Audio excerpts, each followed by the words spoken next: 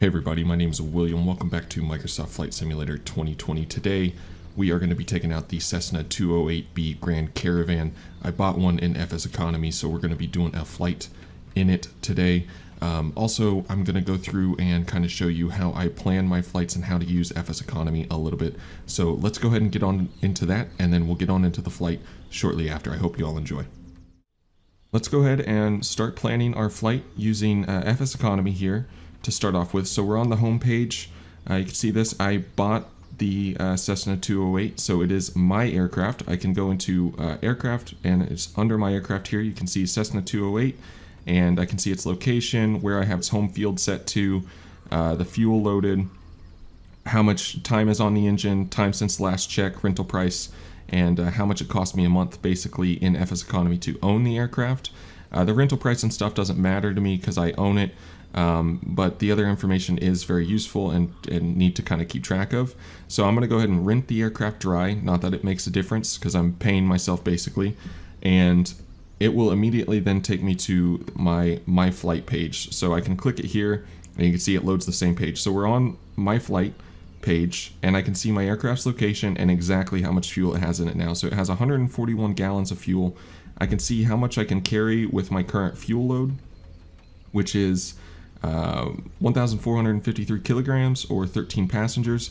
The field we're going to be taking out of today is really small, and it's going to be kind of testing our takeoff roll distance in the 208. So I don't want to add any more fuel, even if it's an option, unless I absolutely have to, which I don't think I will. And we really don't want to load it up with 13 passengers, but that's what we could do. So let's take a look here at the airfield Charlie Bravo Delta 5, its location. And it brings us to Tacla Narrows in British Columbia.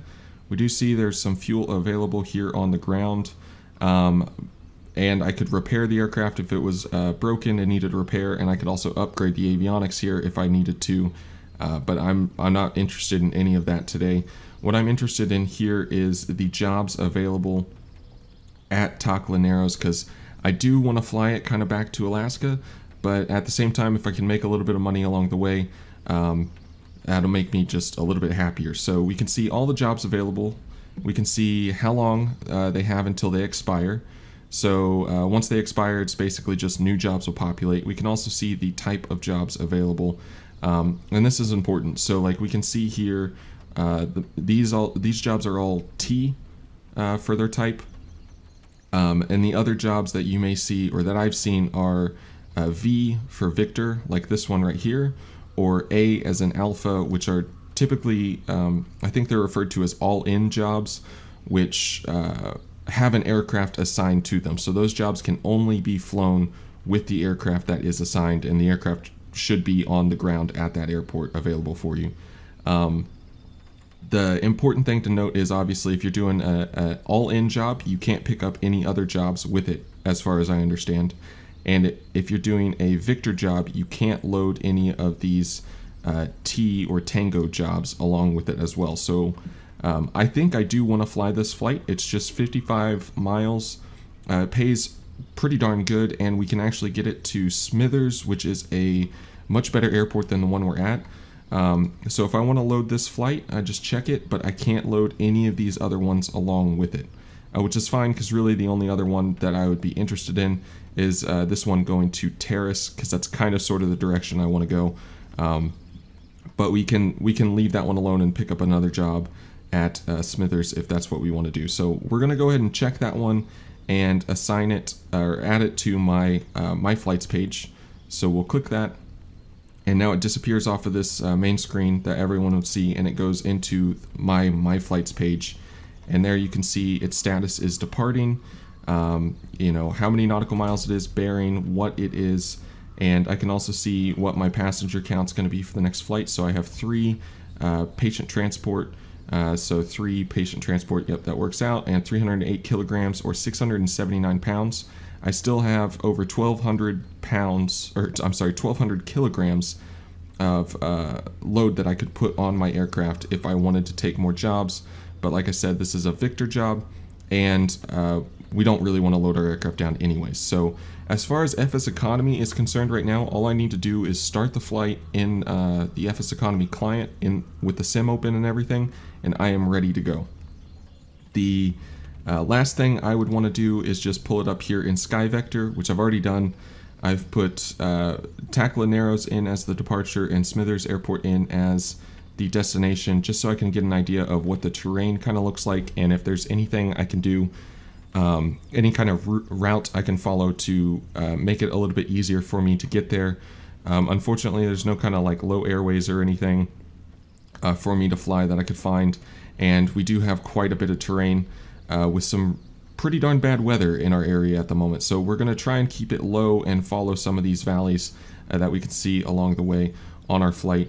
But other than that, I think we're probably going to punch in this Houston VOR 118.7 and potentially use it as a good reference, which we could easily do if I want to come down here and just type in its identifier, which is Yankee Yankee Delta, and put that in, and then I can actually see you know, what heading I would need to fly for how long and where it's going to take me, blah blah blah, and all that kind of stuff. See what kind of terrain I'm going to fly over, and I probably will plan go ahead and do this in the aircraft. But anyways, that is the gist of it. Let's go ahead and get on into the flight. If you guys have any questions or want to see any more, make sure to let me know in the comments below. But like I said, let's get going. Let's get on with the flight. Welcome on board the Cessna 208 Grand Caravan. In the FSEconomy client here, you can see our aircraft there, and it is available at Tacla Narrows, as we know from looking at the website. So we'll go ahead and go to Flight Actions and Start Flight. You can see the time is now running. Our cargo is loaded on board, and if we are renting the aircraft, you could see our rental cost here is actually being calculated kind of in real time. It's not really a big deal since I own it, but good information nonetheless if you were. We can go ahead and hide the client now and go through getting the aircraft ready for startup here to get on our way to Smithers. So we'll go ahead and open up both of the fuel tanks. Just verify we have our parking brake set. We'll put the prop onto full there. Get our battery on. Go ahead and get our beacon on.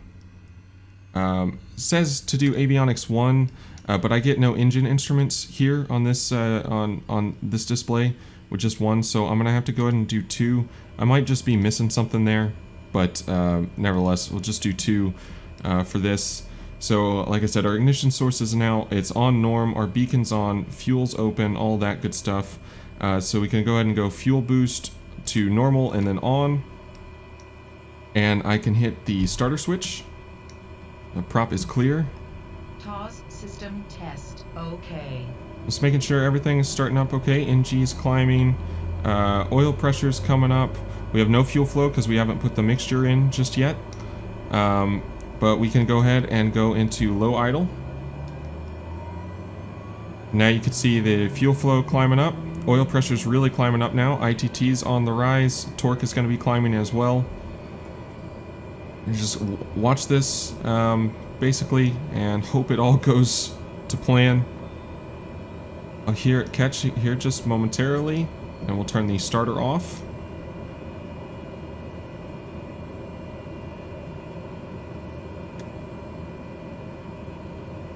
So we are ready now. It looks like everything's in the green. Oil pressure's good, oil temperature's good, NG's good, ITT's good. We'll go ahead and go to flight idle. Since we're right here, we're on basically the threshold of the runway. This is what would be on the end of the runway if we're departing to the north, so we're not going to do that today. We're going to take off to the south, and it's a lot nicer, but still a real short runway for us to work with. So let's just bring up a couple other things. We'll go bearing 1. We have Houston VOR plugged in to our nav frequency there, 114.7, so we can go ahead and do DME to nav 1 and bearing 1 to nav 1. Give me some good information, and I could set bearing 2 to the GPS information, which is direct to Smithers Airport. So now let's just pitot heat, stall heat, landing lights. Since we're right here, we just got to turn around and strobe lights on. And then finally, one more thing, wind to option 3. And then also go ahead and go transponder. We'll put it on VFR code and get it on altitude mode. So with that, we are ready to go, ready to turn around and take off out of here. So let's go ahead and disengage our parking brake, add some power, and get turned around.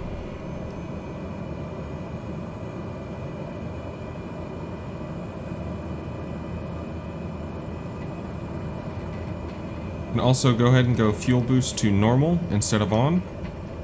Just remembering that. I'm not an expert in the 208. I'm just giving you kind of my idea here of what we're doing. We'll go flaps to takeoff position. Line ourselves up so you can kind of see what we're working with. We're going downhill slightly, which is good because this is a short field. So we need to slowly add the power in. And basically we're just going to hold back pressure on the yoke and get the aircraft up as soon as possible. Basically that's our only option. So before we get going, let's just increase the range of our map here slightly to give us a little bit better idea of what's going on around us. And we'll start to feed the power in.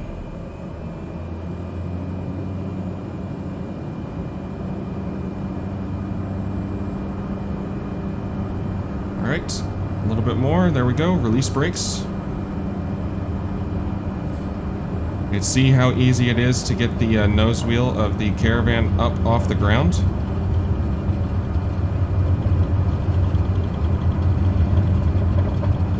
Just trying to hold this. Once the aircraft leaves the ground, just hold it there for a second, and then we'll climb to clear the trees here. It's a little bit slower than I would have liked, but we are airborne and good. We're going to turn to the right, shallow, make sure we keep it coordinated since we're super slow at the moment. Get out over the lake, because that would be a little bit nicer than going down into those trees if anything was to happen. So we're up and accelerating. We can go ahead and get our flaps up, and don't let us sink too much there. We'll start to climb. And we'll go more for a right-hand turn here. Get some altitude. So we could fly that bearing needle, which is going to take us direct to the VOR. If we want to go this route, I don't need to swap needles or anything like that. I could if I want to, but I don't need to. Or we can fly direct GPS, basically, and kind of due to the terrain around here, I think we're going to go ahead and settle for a more direct course at the moment. So since we're up and we're kind of climbing, we're good to go. Let's go ahead and pull our prop back.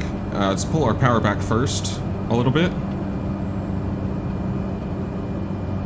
And then let's pull our prop back to 1800 RPM. Just pulling the prop back, you're going to actually see the torque kind of climb up as we pull the prop back. So, like I said, not an expert on this stuff, but from what I understand, it's super easy to over-torque your engine if you're adjusting the prop and you're kind of borderline on your torque setting in the first place.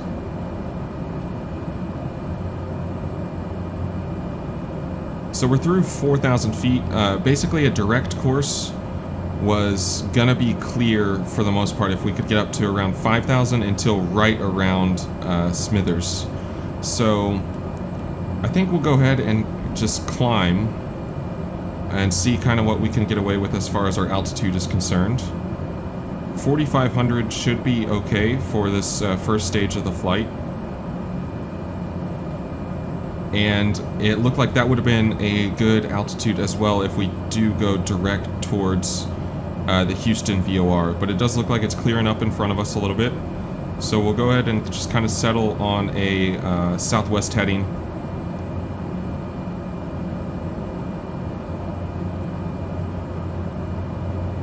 And start getting our airspeed up a little bit more as well. See, it's absolutely beautiful up here in British Columbia.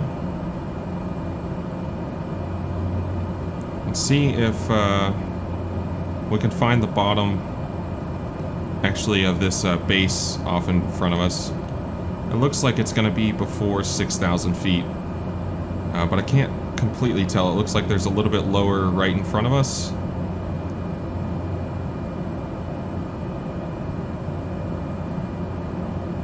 So we'll just continue to climb. Monitor the air temperature is above freezing at the moment. It's good information to know. See, since we pulled our power back, our prop is now below 1800 by a decent amount, so just add a little bit more, get a little bit closer. I think we can cruise at 6,000, and it does look like it's getting a little bit better kind of as we continue. It's a little bit of chop going on, but nothing too crazy. So around there, 6,000 feet, we'll level here.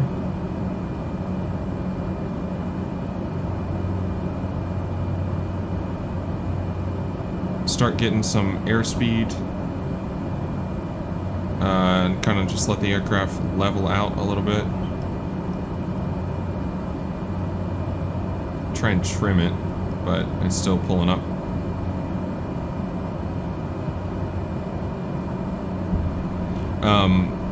We'll go ahead and turn off our landing lights at this point. It's really starting to pitch up now, so gotta add quite a bit more trim. And the clouds do look a lot lower just off, basically directly to the west of us. And the further southwest we go, it looks like it's a little bit clearer over there. So let's make a left-hand turn. Can't really see the terrain that was in front of us to the right. I want to try and maintain a visual basically with the ground as much as we can here. So let's go ahead and climb and see if 6,500 is safe. We're right on the bottom here of this layer.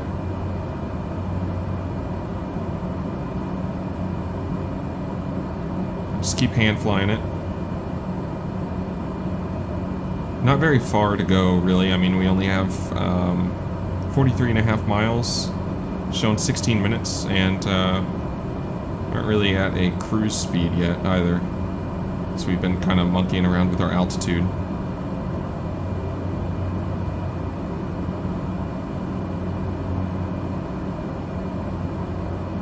Yeah, at 6,500, we're kind of in the bottom of this layer. So, not a fan of that.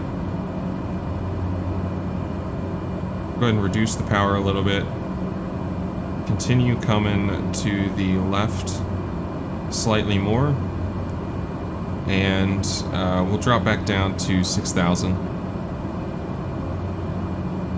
Just don't have enough visibility off in front. And I know the terrain's going to start rising up. And that's not something you really want to get surprised by. So you can also see it on our display down here with the terrain, which is really nice. So you can see these peaks if we kept on this heading at 205. There's basically big peaks there. And then if we came right about, it's probably like 240 or something like that. That'd be directly at some larger peaks as well. So definitely use that if you have it available to you, but it's kind of one of those you don't ignore, but you wouldn't want to fly off of that, if that makes any sense.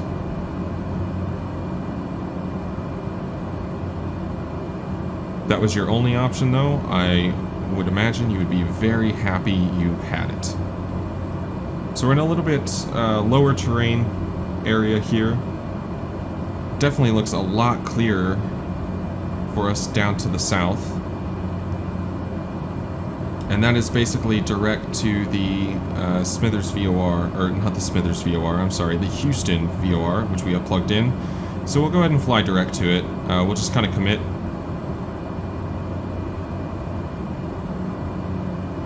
So that lets us basically fly to that point, and then once we get close, if we see a good avenue to kind of break through, we can go ahead and take it, and if we don't, see any kind of route around, we at least kind of know where we are and have an idea of what the terrain looks like directly around us for safe altitudes and stuff along those lines.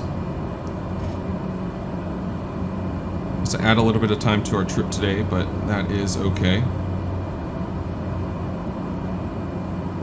Just flying through a little bit of a hole here in the cloud.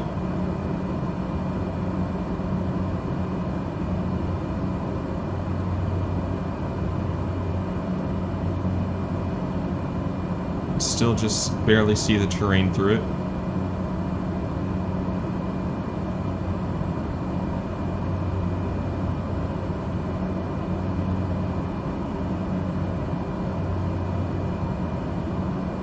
We're cruising along at a nice, about 159 knots across the ground. We do have a little bit of a headwind.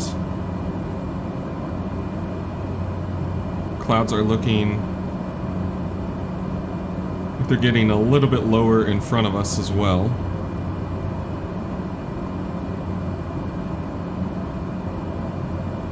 You know, the visibility wasn't terrible, basically over this lake, especially if we were down around 4,500 feet for sure.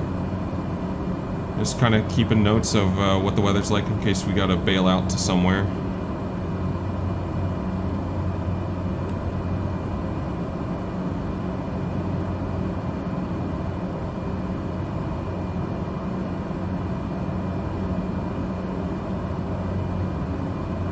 It's just teasing us with enough of the ground to feel somewhat okay, but not enough of it to really, one, be able to enjoy the sights, and two, do this flight completely comfortable.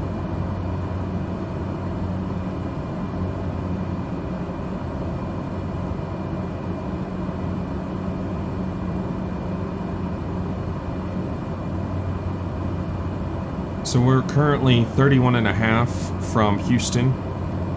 You can see on the DME tag down here, 31.2. That is our distance from Yankee Delta or Houston.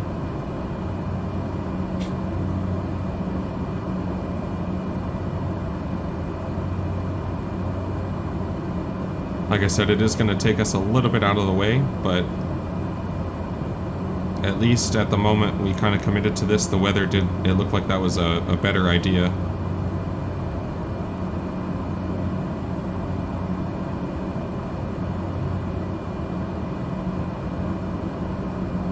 And it does look like we're cruising basically just at the bottom of this layer.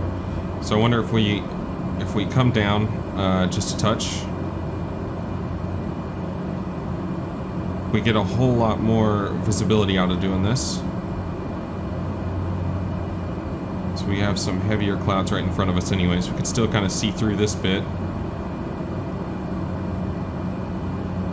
That's the problem. We're at 5,700 feet and at the moment just 2,400 feet over the ground.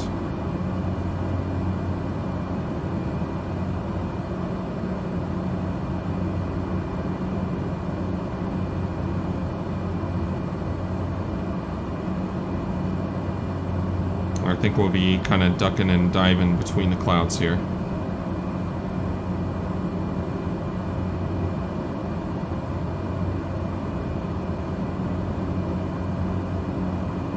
So we're going to be about 1,400 feet over the terrain if we go down to 4,500 at the moment. And we're just 10 minutes, if we went direct right now, 10 minutes away, basically from Smithers, but the weather doesn't look like it's really gonna let us do that.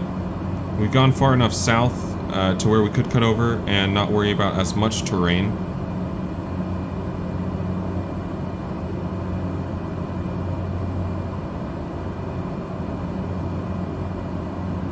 So there is also, obviously you can see the different colors and everything on the map here. There's this kind of little valley we could have flown through. If basically we headed direct at the moment, it'd kind of bring us up to that valley for us to fly through.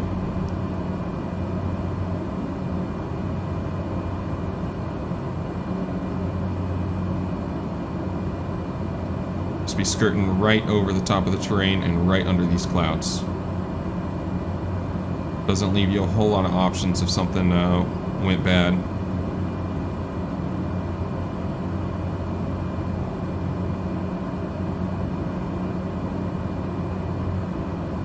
So if I wanted to at the moment, I could load up the CDI onto nav1, and then I could center that and it would put me on a course direct to the VOR we have tuned up.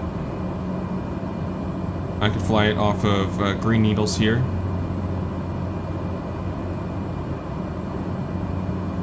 Visibility is really a whole lot better down here around 5,000 feet. So yeah, it's just kind of that thin cloud layer really getting in the way of our our goal here of keeping the terrain in sight.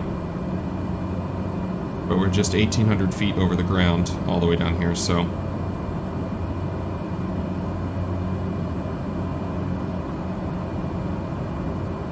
it's a bit of a balancing act.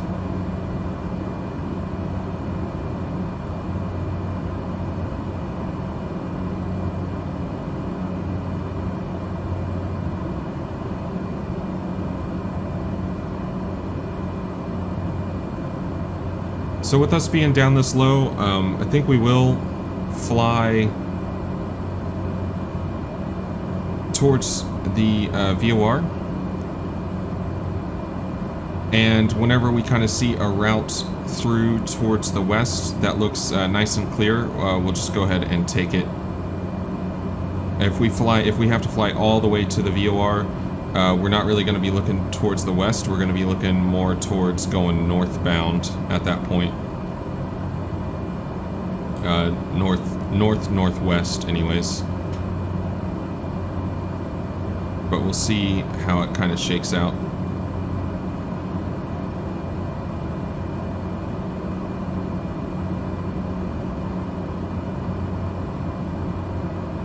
And you can see right over the VOR on the map all the way down here. That's where we're going, Yankee, Yankee Delta.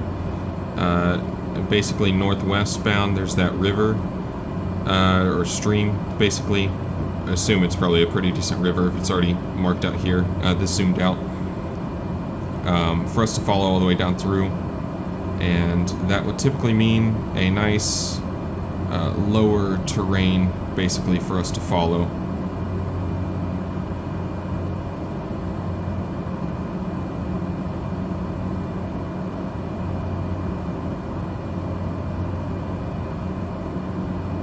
Ton of beautiful trees out here.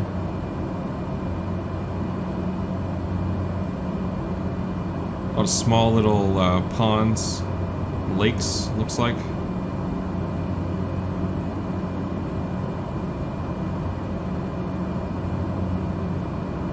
This kind of reminds me of the first flight I did in the Caravan in Flight Sim. I don't think it was too far from here. I still don't know a whole lot now, and I really didn't know anything then about this thing. I just knew I liked it. Something about the Caravan is... it's definitely not the prettiest airplane, but it's just super cool. Oh, check out this, this looks like a little pond with some islands in it. Right on the,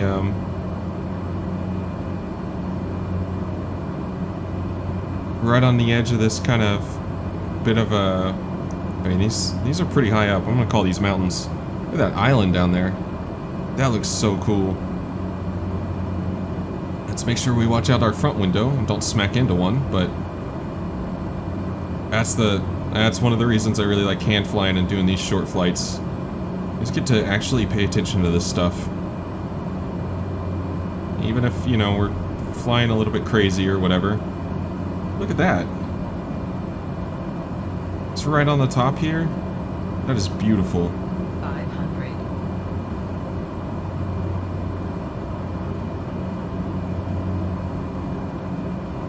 I bet that is a rather peaceful place to be. Up on the top of that mountain at that lake pond. 500. That's got to be a pond, right? There's no way a lake. A pond is more much. Yeah, it's definitely a definition of it, but a body of water like that. So I'm a little bit off course of kind of what we planned with the sightseeing we've been doing. But that's perfectly fine with me. Looks gorgeous. I hope you guys are enjoying the sights as well. Our patients in the back are probably wondering what the heck we're doing. But, like I said, hand flying, enjoy the sights. I mean, you might as well when you're doing this. We're a little bit off course. We're not really heading direct towards the VOR anymore. But that's perfectly fine. Really, we just got to get to the valley or that river stream and just follow it up to the airfield. So we'll kind of come left and shoot the gap on the left side of this terrain. So I don't really have to climb up above it and around it. A nice little road down there.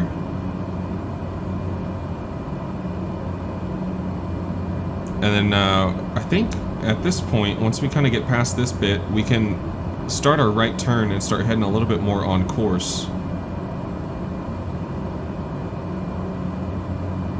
You just know that's got to be another absolutely incredible place to be on the coast there, or right on the water's edge. Be so peaceful. Should getting attacked by a bear or something, but I'd assume British Columbia, you gotta have some pretty big bears up here somewhere.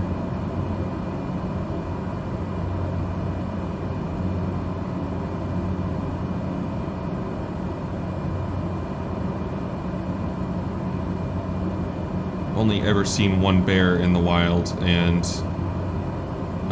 was not a fan. But it was just a little black bear. I say just a little black bear. I mean, still, I would not want to mess with that thing at all. But from what I hear, they're a little bit more skittish, and grizzlies are not. That's, you don't. Neither are polar bears. I don't think I'll ever see one of those in the wild, but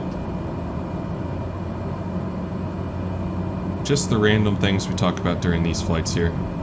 Bears. Alright, so you can see this valley that we're in now. We can see the river off in front of us. That's why I like to use Sky Vector, just to kind of get an idea of what it is that we're going to be flying around and give some visual points for me to kind of have something to cue off of while we're going through here, especially if it's an area I've never flown before.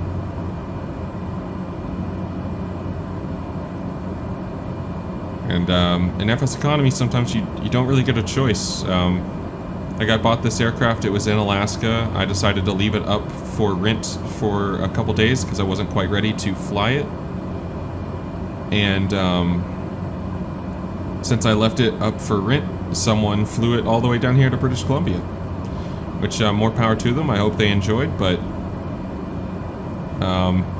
you know, never heard of the airport we just flew out of. And that's one of the great things, in all honesty, about FSEconomy. You wind up flying a bunch of places you would never ever fly.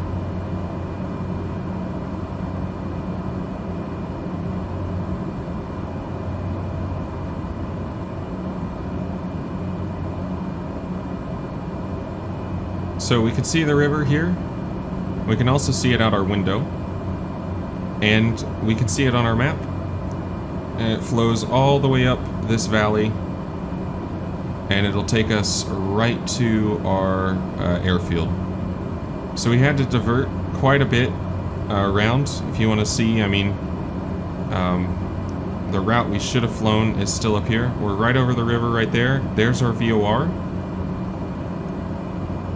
And that's the straight line it would have been from where we departed to where we're going.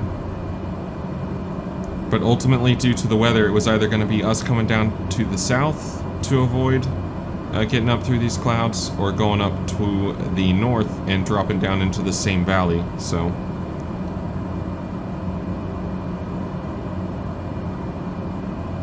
the air is nice and smooth now, and we do have a little bit of a tailwind coming up this valley, so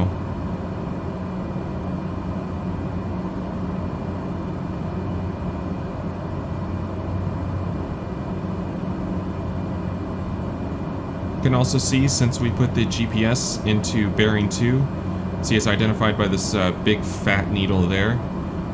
If we wanted to fly direct to the airport, it'd just be probably about a heading of 302, and just basically put the heading bug right there on the top of that big blue arrow, and that would take us directly to where we're trying to go. But we can also just follow the river in, so do enjoy hand flying the aircraft.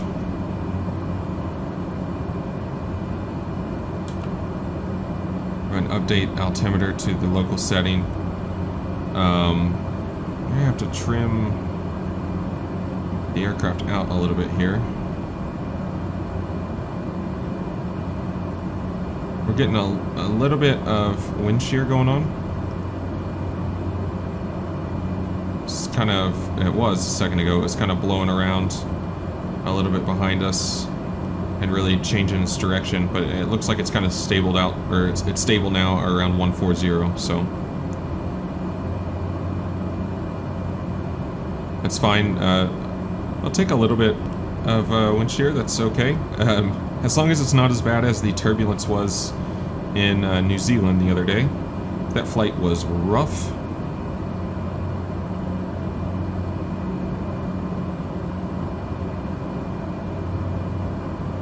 I thought it was my controls messing up or something. It was jarring the plane around so bad. But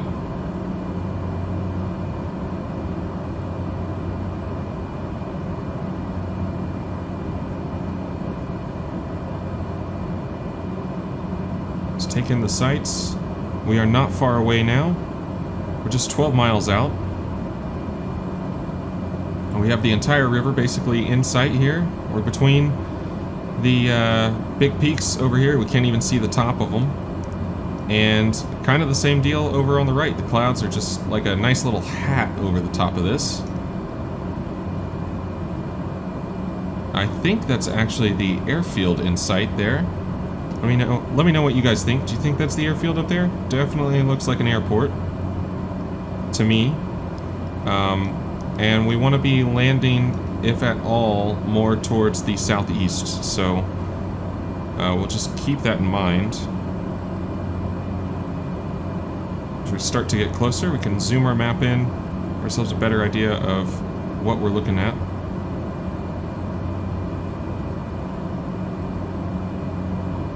We're getting nice and close as well, so we'll go ahead and go landing lights on. Make us nice and easy to see if anyone was out here with us. The lake really does look beautiful rolling through here. It's so green. Or the river I mean. And this lake looks great as well. Really enjoy all the scenery. I've enjoyed British Columbia. I might actually want to reconsider just keeping the 208 up in kind of this region. Maybe get into that kind of area in Alaska as well, around Juneau. But not really fly it up into the bigger portion of the state. Maybe get another 208 for that area. Let me know what you guys think if you got an opinion. What'd you like to see?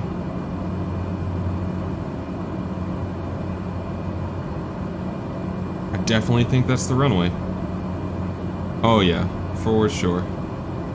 I think that's what I called. I'm gonna say that's what I called that as the airport. So that looks like the airfield to me. We have the wind directly behind us at the moment, so we know we don't want to land towards the northwest here. So we'll go ahead and start descending. And we'll basically go into a downwind here. And then circle in to land. Let's go ahead and pull the power back. Start descending, which we've already done.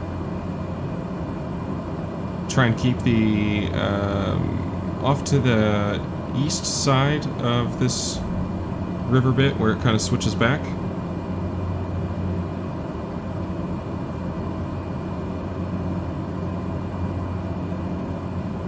See the town down there.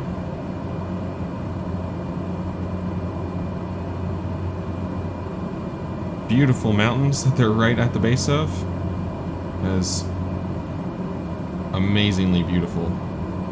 Look at those mountains out there. I kind of wish it was clear so we could see them, but then again, we wouldn't have seen some of the stuff we flew over today if it was clearer, so take what you can get. Alright, we're going to hold about true 0 on our heading. Continue to slow the aircraft down. So just in case you didn't know, you can see the speed. You can get the flaps out here. So takeoff approach flaps 150, landing flaps 125. Another good indication there is the landing flaps with the white arc with the green at the bottom is showing right at 125. So we can go ahead and get our takeoff or approach flaps out if we really needed to. But we're not even a beam here. Man, that is... look at that. That is beautiful. We're not even a beam here of the runway, of the threshold, so we'll continue out.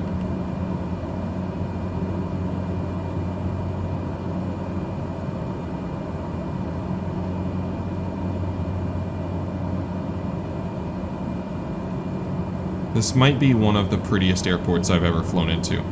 I'm not gonna lie. I mean, I don't have a whole lot in on this new flight sim yet, but that is something. So we're passing a beam and we're getting our takeoff flaps out. We're gonna pitch the nose down, try and keep it definitely, try and keep the speed under 125 just so we're ready for those flaps when we need them. But we're going to start descending a little bit more. And I think actually we're ready to go ahead and turn base and get ready for final. Oh no, keep descending. This plane makes so much lift with these flaps out.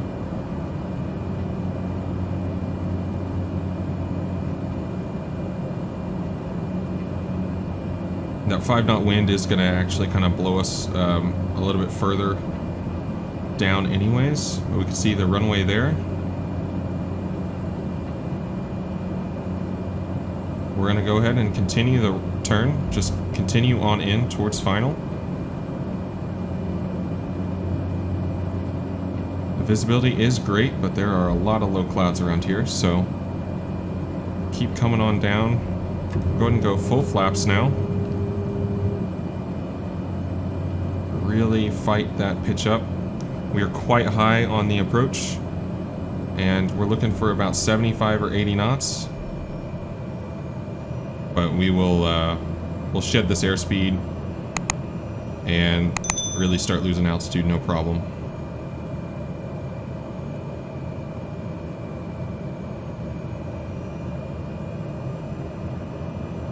Right there's about 80 knots. We got 4 or 5 knots on the nose. We got good visibility here. 500.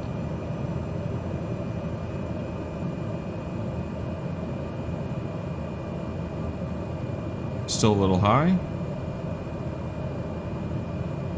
Start coming in.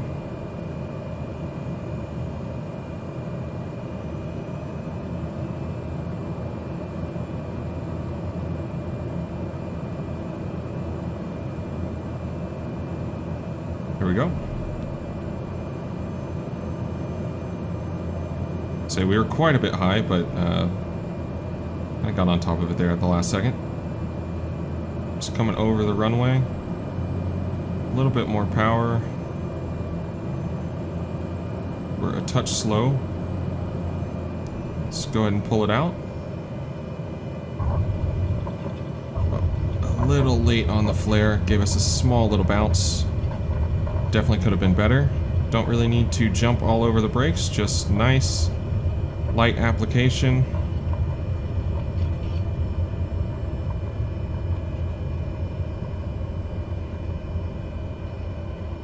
And we won't quite make what we wanted to because the nose wheel doesn't have that much authority. I always forget. I thought we'd be able to take that a little bit more high speed, but the nose wheel doesn't like to turn like that. Either way, we stayed on the taxiway and we are clearing. Alright, we are clear of the active, so let's go ahead and go through. Flaps up. And we can get, we'll leave all that on. Our taxi lights are on as well, so go strobe lights off. We can get the anti-ice stuff off as well. Look at those mountains. Seriously, that looks amazing. Some very high terrain though. Gorgeous airport.